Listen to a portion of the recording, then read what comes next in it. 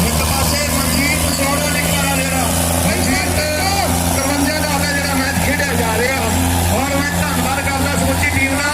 ਔਰ ਜਿਹੜੇ ਚੱਲ ਰਹੇ ਮੈਚ ਦੇ ਨਾਲ ਹੋਈ ਪਰ ਮਿੰਟਵਾਰ ਰੁਪਏ ਵਿੱਚ ਮੀਟ ਟ੍ਰੈਕ ਸਕ੍ਰੈਚ ਕਰ ਦਾਂਗੇ ਜੱਸੀ ਜਿਹੜਾ ਮੁੰਡਾ ਲੈਬ ਚਲਾ ਰਿਹਾ